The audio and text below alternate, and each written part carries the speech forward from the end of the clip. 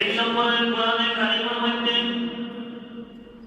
আল্লাহ রাব্বুল আলামিন ঘোষণা করেন সুবহানাল্লাযী ইসরা বি'আবদিহি লাইলাম মিনাল মাসজিদিল হারাম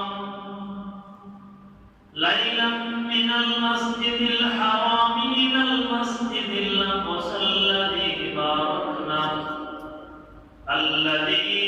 বারাকনা হাওলাহু লিনুরিয়াহু মিন আয়াতিনা ইন্নাহু হুয়াস সামিউল বাসীর।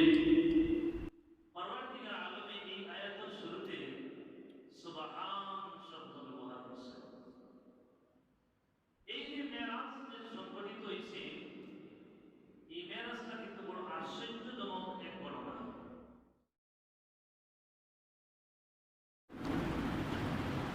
আমি আমার মহল্লাবাসী মুরব্বিয়ানে কেরাম যুবক ভাইদের উদ্দেশ্যে বলছি, আজ পবিত্র মেরাজ শরীফ রাত্রি, অবশ্যই আমরা শুভ নামাজ।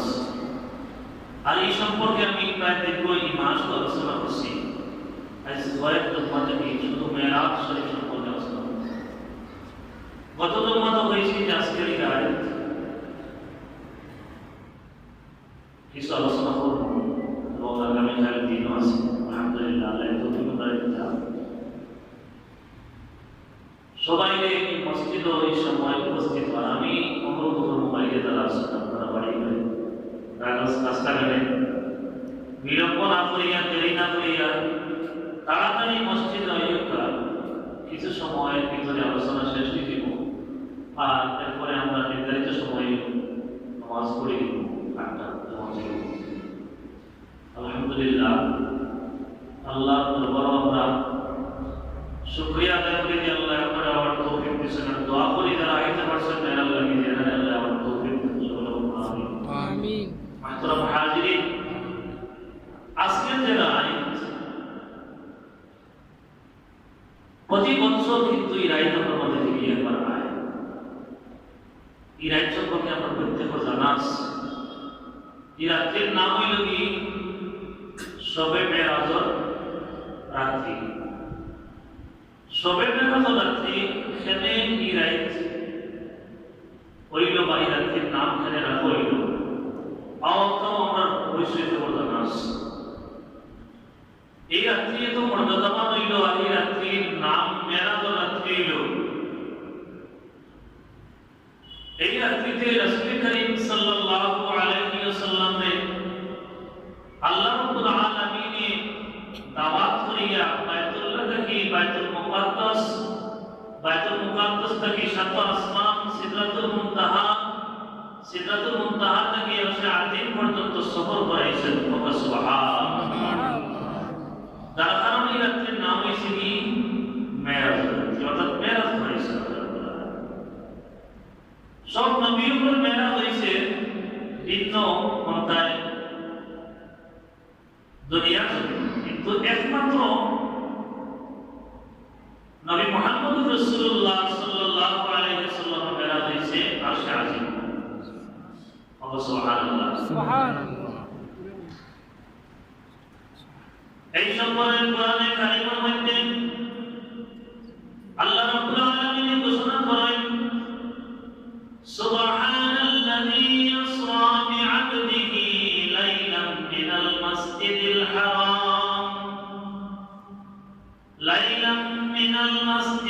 হারাম ইলাল মাসজিদিল আকসাল্লাযী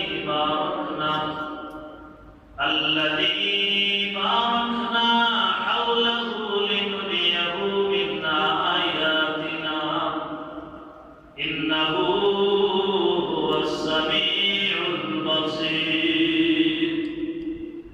পরবর্তীকালে আলমে এই আয়াতের শুরুতে সুবহান শব্দ ব্যবহার করছে।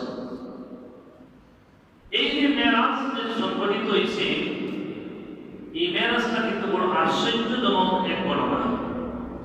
বড় আশ্চর্যজনক এক ঘটনা ঘটছে, যেটা বড় ঐতিহাসিক। ইলা ঘটনা দ্বিতীয় আর ঘটছে না এই দুনিয়ার জমিনে। এমন এক ঘটনা ঘটছে যে ঘটনাটা অত বেশি ব্যাপক, কিন্তু তার সময়টা বড় কম, সময় বড় কম। এই ঘটনা ঘটছে কম সময়ের ভিতরে, কিন্তু এই ঘটনাটা এত ব্যাপক। আল্লাহর হাবিব জনাবে মুহাম্মদুর রাসূলুল্লাহ সাল্লাল্লাহু আলাইহি ওয়াসাল্লাম সফর প্রথম থেকে শেষ পর্যন্ত জানলে এবং বুঝলে বোঝা যায় যে বহু দিনের কাজ কম সময়ের ভিতরে আল্লাহ রাব্বুল আলামিন নবী মুহাম্মদুর রাসূলুল্লাহ সাল্লাল্লাহু আলাইহি ওয়াসাল্লাম কে বলাইছো সুবহানাল্লাহ।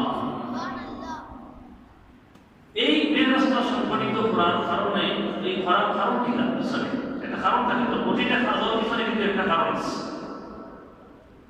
এই ক্ষেত্রে মেরাজ সংগঠিত করার কারণ একমাত্র একটা, যে সম্পর্কে কোরআনে কারীমের মধ্যে আল্লাহ রাব্বুল আলামিন ঘোষণা করেন আল্লাযী বারাকনা হাওলাহু লিনুরিয়াহু মিন আয়াতিনা। অর্থাৎ পরবর্তীকার আলমে তার হাবিব জনাবে মুহাম্মদুর রাসূলুল্লাহ সাল্লাল্লাহু আলাইহি ওয়াসাল্লাম কে তার সৃষ্টি জগতের যা কিছু দেখাইবার ইচ্ছা আছে, পরবর্তীকার আলমে তার হাবিব জনাবে মুহাম্মদুর রাসূলুল্লাহ সাল্লাল্লাহু আলাইহি ওয়াসাল্লাম কে ওই রাত্রিতে ওই সমস্ত জিনিসগুলো দেখাইছো। সুবহানাল্লাহ।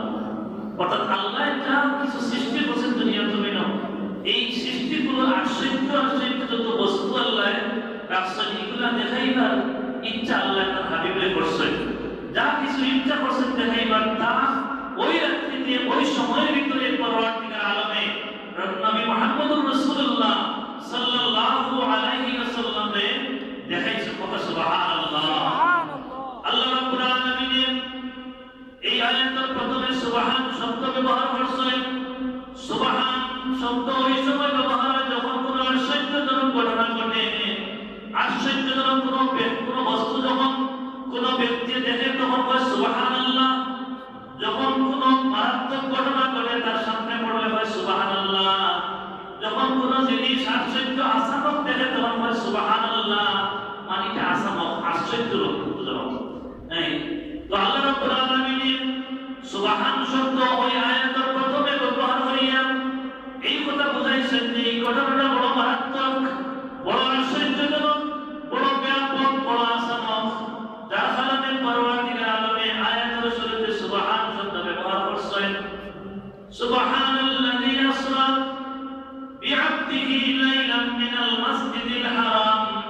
আল্লাহ রাব্বুল আলামিন ওই আয়াতে আসরা শব্দ ব্যবহার করছেন, অর্থাৎ রাত্রির মধ্যে পরবর্তীকার আলমে তার হাবিব জনাবে মুহাম্মদুর রাসূলুল্লাহ সাল্লাল্লাহু আলাইহি ওয়াসাল্লাম বাইতুল্লাহ শরীফ থেকে বাইতুল মুকাদ্দাস থেকে সাত আসমান থেকে সিদরাতুল মুনতাহা থেকে আল্লাহ রাব্বুল আলামিন ৭০,০০০ নূরের পর্দা অতিক্রম করাইয়া আরশে আযীম পর্যন্ত রাসূল করিম সাল্লাল্লাহু আলাইহি ওয়াসাল্লামের দাওয়াত হয়ে গেছে।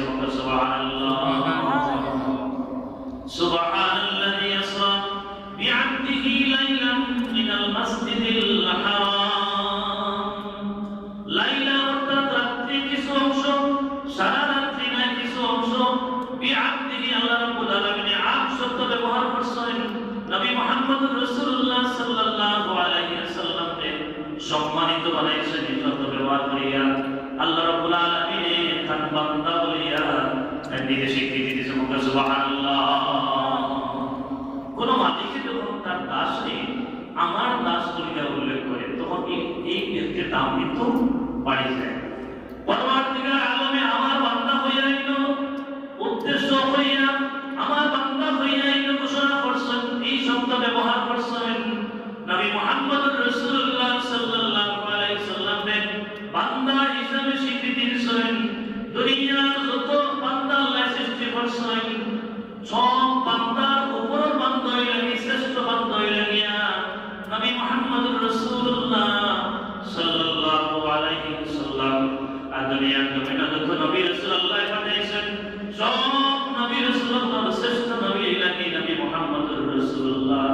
সাল্লাল্লাহু আলাইহি ওয়াসাল্লাম।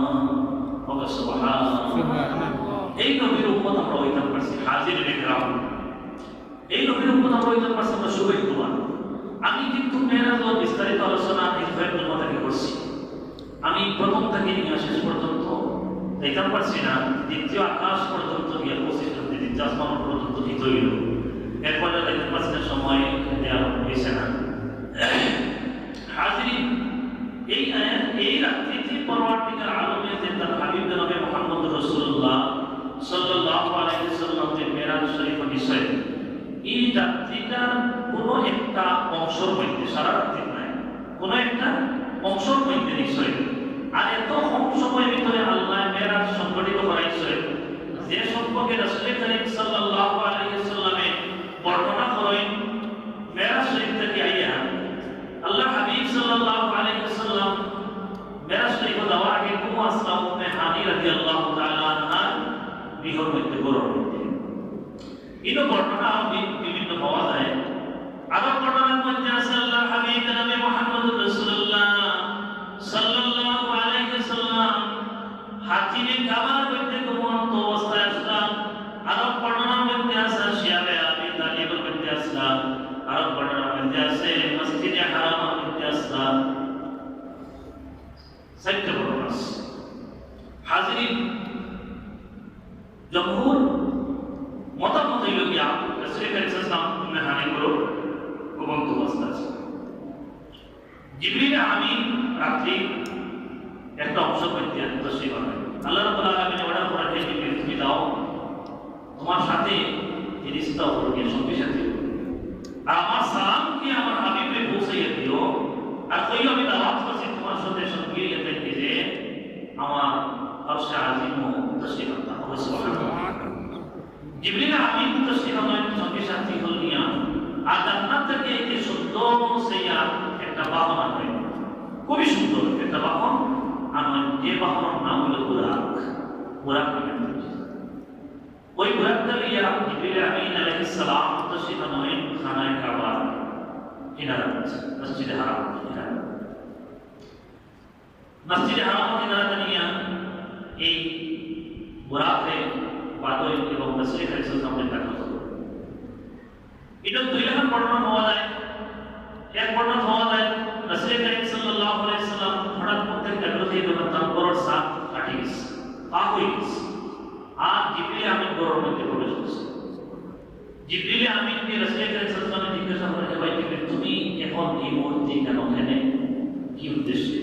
তখন তাকে বলেন, ইয়া রাসূলুল্লাহ, আল্লাহ রাব্বুল আলামিন আমাকে পাঠিয়েছেন আপনার কাছে সালাম দিয়া, আর দাওয়াত করছেন যে আপনি আমার সাথে আরশে আজিম ও তশরিফ দিতে হবে। সুবহানাল্লাহ। আরো বর্ণনা মধ্যে আছে জিবরিল আমিন রাসূল করিম সাল্লাল্লাহু আলাইহি ওয়াসাল্লাম ঘরে ঢুকছেন, আল্লাহ হাবিবের কদম মুবারকের সামনে তশরিফ রাখছেন, আর চিন্তা করতে আছেন। জিবরিল আমিন চিন্তা করেন যে আমি কিভাবে নবী মুহাম্মদ রাসূলুল্লাহ সাল্লাল্লাহু আলাইহি ওয়াসাল্লামকে জাগ্রত করব। এই চিন্তা নিয়ে জিবরিল আমিন সিদ্ধান্ত নিলাম যে এমন পদ্ধতিতে আমি নবী মুহাম্মদ রাসূলুল্লাহ সাল্লাল্লাহু আলাইহি ওয়াসাল্লামকে জাগাইব যেভাবে কোনো কষ্ট নবী মুহাম্মদ রাসূলুল্লাহ হয় না। সুবহানাল্লাহ। জিবরিল আমিন তার নিজে পন্থা অবলম্বন করেন, অর্থাৎ বর্ণনা মধ্যে পাওয়া যায় যে জিবরিল আমিন তার নিজে তার গাল মোবারক রাসূল করিম সাল্লাল্লাহু আলাইহি ওয়াসাল্লামের কদম মোবারক তলার মধ্যে, পাওয়ার তলার মধ্যে তার গাল লাগাইয়া আস্তে আস্তে বসাতেন। আল্লাহর নবী মুহাম্মদ রাসূলুল্লাহ সাল্লাল্লাহু আলাইহি ওয়াসাল্লাম ঘুম থেকে জাগ্রত হয়ে যখন জিবরিল আমিনকে আল্লাহর নবী বলেন, হে ভাই জিবরাইল, তুমি কেন কিসের লাগিয়া কি কারণে তশরিফ আনছো? জিবরিল আমিন বলেন, ইয়া রাসূলুল্লাহ, আল্লাহ রাব্বুল আলামিন আমাকে পাঠাইছেন আপনার কাছে সালাম দিয়া, আর আল্লাহ রাব্বুল আলামিন আমাকে কইছেন আপনি আমার সঙ্গে লইয়া পরবর্তীকার আলম পানি লইয়া যাইতে আমার সাথে। সুবহানাল্লাহ। দুরূদ শরীফ পড়ো, সাল্লাল্লাহু আলা মুহাম্মাদ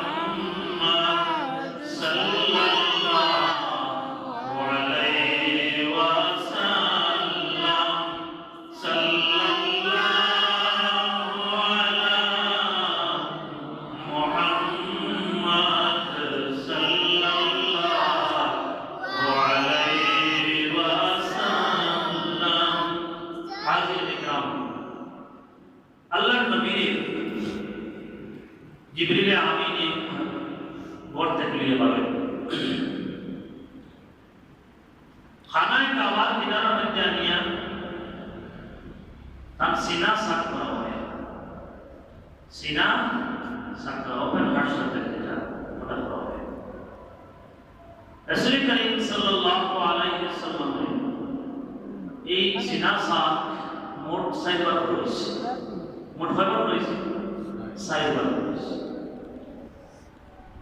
একবার করেছি ছোটবেলা হযরতে হালিমা সাদিয়া রাদিয়াল্লাহু তাআলা আনহার যখন আল্লাহর নবী আসলাম তখন ওই সময়ে ছোটবেলায় তার এটা করেছে সিনাসা করেছে তার দুধ পাইল কি যখন বকরি সাহেবের লাগি বাড়াইছে হঠাৎ করিয়া যখন সাদা কাপড় পরিধানওয়ালা দুই ব্যক্তি তার সামনে হাজির কোনো বর্ণনার মধ্যে চিহ্ন নেই হাজির এই একজনে দর্শন দরিয়া দিচ্ছেন একটু আড়ালে নিয়ে তারা জমিনে শুয়াইছেন তার বুক পাড়িয়েছেন অনেক লম্বা ঘটনা বুক পাড়িয়েছেন ভিতর থেকে তার দিল হাত বড় যেগুলো আছে ওগুলো বাহির করছেন স্বর্ণ নির্মিত একটা পাত্র মধ্যে রাখছেন এবং এই পাত্র মধ্যে রাখিয়া এগুলো পরিষ্কার করিয়া থেকে একটা কালো অংশ বাহিরে ফেলে দেন তারাই দিচ্ছেন আর ইমাম নেতিন দ্বারা ভরপুর করিয়া জ্ঞান ও বিজ্ঞান দ্বারা ভরপুর করিয়া আবার বাকি অংশগুলো ভিতরে ঢুকে আল্লাহ নবী ফরমায় যে এত বড় উপাসনা হয়েছে কিন্তু আমি মোটেও বুঝছি না অর্থাৎ আমার শ্বশুরকে দেখছি কিন্তু কোনো কষ্ট আমি বুঝছি না ও ছোটবেলায় একটা হয়েছিল আর আবার হয়েছিল মেয়েরা দেওয়ার সময় আর এরপরে আরো দুইবার হয়েছে হাজির বিক্রাম আল্লাহ নবী যখন খানায় খাবার কিনারা নিয়ে ওপেন হার্ট সার্জারি যেটা সিনা সাফ করা হয় এটা করলাম এরপরে তাদের দমদমর পানি দিয়া বলু হয়ে বুরাকর মধ্যে সোয়াল করাইলা আমি এটা কইলিছি আগে এরপরে লইয়া রওনা দিছেন বাইতুল মুকাদ্দাস গেছেন বাইতুল মুকাদ্দাস থেকে সাত আসমান সফর শুরু করছে সাত আসমান সফর করছেন আল্লাহ নবী ফরমায়েন আমি প্রথম আসমানে গেলাম এখানে যাওয়ার পরে দেখি হযরত ইব্রাহিম হযরত আদম আলাইহিস সালাম হযরত আদম আলাইহিস সালাম আল্লাহ হাবিব ফরমায় প্রথম আসমানে যখন জিবরিল আমিন আমারে লইয়া যায় যাওয়ার পরে দরজা খুলে লাগিয়া দেশ করার ভিতর থেকে আওয়াজ আয় আপনি সে তখন পরিচয় দেন আমি জিবরিল আবার আওয়াজ আয় আপনার সাথে তখন পরিচয় দেন আমার সাথে নবী মুহাম্মদুর রাসূলুল্লাহ সাল্লাল্লাহু আলাইহি ওয়াসাল্লাম আবার আওয়াজ আয় আল্লাহ রাব্বুল আলামিন এখানে দাওয়াত করছেন এই দাওয়ার সময় হয়ে গেছে তখন জিবরিল আমিন জবাব দেন আল্লাহ রাব্বুল আলামিন দাওয়াত করছেন এবং তার বেলার সময় হয়ে গেছে তখন ভিতর থেকে দরজা খোলা হয় প্রথম আসমানের জিবরিল আমিন রাসূল করিম সাল্লাল্লাহু আলাইহি ওয়াসাল্লাম এর প্রথম আসমানে ঢুকয় আল্লাহ নবী ফরমান আমি আসমান বহুত আশ্চর্যজনক বস্তু দেখলাম আর আমাকে দেখাইলো এক বৃত্ত ও অনেক উঁচা মোটা এক ব্যক্তি জিবরিল আমিন বললেন ইয়া রাসূলুল্লাহ আপনি সালাম করো আল্লাহকে সালাম করলাম এরপরে পরিচয় দিলেন যে জিবরিল কি আদম আলাইহিস সালাম রাজিতা আল্লাহ নবী সালাম করার পরে আদম আলাইহিস সালাম মারহাবা দিলা এবং স্বাগত জানাইলা রাসূল করিম সাল্লাল্লাহু আলাইহি ওয়াসাল্লাম এরপরে তাই নিজের দোয়া করলাম আল্লাহ নবী আল্লাহ নবী ফরমায় আমি দেখলাম আদম আলাইহিস সালাম ডাইন দিকে অসংখ্য গণিত আল্লাহ বান্দাবান্দি হল আবার বাম দিকে অসংখ্য গণিত আল্লাহ বান্দাবান্দি হল আদম আলাইহিস সালামের যখন ডাইন দিকে চায় তখন তাই নিজে হাসেন বাম দিকে যখন চায় তখন তাই নিজে কাঁদেন জিবরিল আমিন আল্লাহ নবী জিজ্ঞাসা করেন বাইরে জিবরিল আমিন আদম আলাইহিস সালামের ডাইন দিকে চাইয়া হাসেন বাম দিকে চাইয়া কাঁদেন তার কারণ কিটা জিবরিল আমিন বলেন ইয়া রাসূলুল্লাহ ইয়া হাবিবাল্লাহ আল্লাহ রাব্বুল আলামিন আদম আলাইহিস সালামের যত আওলাদ দান করছেন এই আওলাদগুলো ডাইন দিকে যারা আওলাদগুলো মধ্যে যারা বেহেশতি এরা আদম আলাইহিস সালাম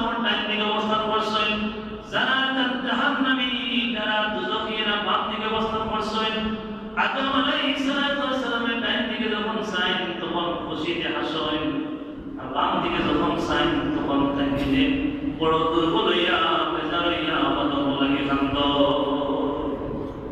রাসূল কারীম ফরমায় আমি আদম আলাইহিস সালামের এই অবস্থা দেখিয়া এই আসমানের মধ্যে আরো বহু কিছু দেখলাম তাওসুল মালায়েকা নামে ফেরেশতা দেখলাম আমি যখন জানতে পারছি যে এই ফেরেশতা ও মানুষ ফেরেশতা মুরুগ আকৃত বিশিষ্ট মানে মুরুগ তো এই তাসবিহ পাঠ করা সবসময় আওয়াজ দিয়ে জিবরিল আমিন জিজ্ঞাসা করলাম রাসূল সাল্লাল্লাহু আলাইহি ওয়াসাল্লামের বাড়িতে এই ফেরেশতা এর নাম কিতাব আছে খাম কিতাব জিবরিল আমিন বলেন ইয়া রাসূলুল্লাহ আল্লাহ রাব্বুল আলামিন যখন এই জমিন সৃষ্টি করেছেন আসমান সৃষ্টি করেছেন এরপর দেখিয়া ওই ফেরেশতা এইভাবে আসেন ওই ফেরেশতার খাম হইল গিয়া আল্লাহর তাসবিহ পাঠ করা আর রাত্রির শেষ অংশে তিনি যখন সুবহান কুদ্দুসুন রব্বুনা ওয়া রাব্বুল মালাইকাতির রূহ তিনি আওয়াজ দিয়ে উচ্চারণ করেন ইয়া রাসূলুল্লাহ এই ফেরেশতার নাম হলো তাওসুল মালাইকা যখন ওই ফেরেশতা আসমানের মধ্যে আওয়াজ দিয়া এই বাক্যগুলাই কালিমাগুলাই শব্দগুলা উচ্চারণ করেন ইয়া রাসূলুল্লাহ তার আওয়াজ সমস্ত দুনিয়া ছড়িয়ে পড়ে আর দুনিয়া তাকিয়া যত মুরুগ আছেন এরা এই ফেরেশতার আওয়াজ শুনিয়া তারা বলে আসসালাতু খায়রুম মিনান নাওম তাহাজ্জুদের সময় মুরগায় বান দিত আসলে এই বর্ণনা দ্বারা বোঝা যায় আসলে মুরগের তার বান তার বাসায় নেই কিন্তু আমরা শুনে বান দেয় কিন্তু আসলে সে রেখে দিতে হবে আসসালাতু খায়রুম মিনান নাওম হাজির বিক্রম আল্লাহ নবী ফরমায়েন আমি এই আসমান সফর করলাম দ্বিতীয় আসমান গেলাম দ্বিতীয় আসমান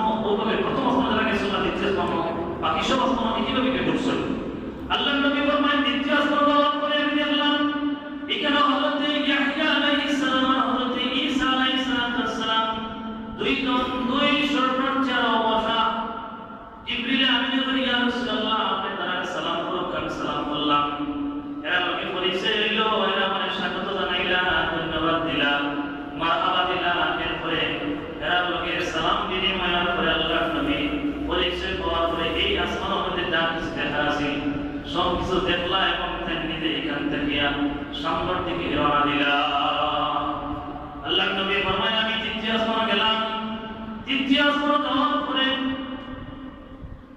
আল্লাহর নবী ফরমায় আমি তৃতীয় আসমানে যাওয়ার পরে কেন হযরত ইউসুফ আলাইহিস সালাম আমার সাক্ষাৎ হইল আমি তৃতীয় আসমানের সমস্ত যা কিছু দেখার আছে আমার আল্লাহর পক্ষ থেকে সব আমি দেখলাম চতুর্থ আসমানে আমি গেলাম চতুর্থ আসমানে যাওয়ার পরে হযরত ইদ্রিস আলাইহিস সালাম আমার সাক্ষাৎ হইল আল্লাহর নবী ফরমায় আমি চতুর্থ আসমানে জিবে হযরত ইদ্রিস আলাইহিস সালামের সাক্ষাৎ করার পরে ওই আসমানের মধ্যে যা কিছু আমার আল্লাহর পক্ষ থেকে দেখাইবার আছে সব আমি দেখলাম এই আসমান সফর করে আমি পঞ্চম আসমানে পৌঁছিলাম পঞ্চম আসমানে যাওয়ার পরে আল্লাহর নবী ফরমায় আমার লগে হযরত হারুন আলাইহিস সালামের সাক্ষাৎ হইল পঞ্চম আসমানে আল্লাহর নবী সফর করার পরে হারুন আলাইহিস সালামের লগে সাক্ষাৎ করার পরে এরপর আল্লাহর নবী ফরমায় আমি ওই আসমান থেকে আমি ষষ্ঠ আসমানে গিয়া পৌঁছিলাম আল্লাহর নবী ফরমায় পঞ্চম আসমানে পরবর্তীকালে আমার পক্ষ থেকে যা কিছু আমার দেখাইবার আছে সব আল্লাহ আমার দেখাইলা এবং ষষ্ঠ আসমানে আমার আল্লাহ পৌঁছাইলা জিবরিল আমিন আমার সাথে সঙ্গী অবস্থায় আছেন ষষ্ঠ আসমান যাওয়ার পরে হযরত মুসা আলাইহিস সালামের সাক্ষাৎ হয় আল্লাহর নবী ফরমায়েন ছয় নম্বর আসমান ষষ্ঠ আসমান আমার আল্লাহর পক্ষ থেকে যা কিছু দেখাইবার আছে সব আমার দেখার নিয়ে আমি দেখলাম পরিদর্শন করলাম মুসা আলাইহিস সালামের সাক্ষাৎ হইল এরপরে পরবর্তীকালে আল্লাহর হুকুমে জিবরিল আমিন হইয়া সপ্তম আসমান গিয়া পৌঁছিলা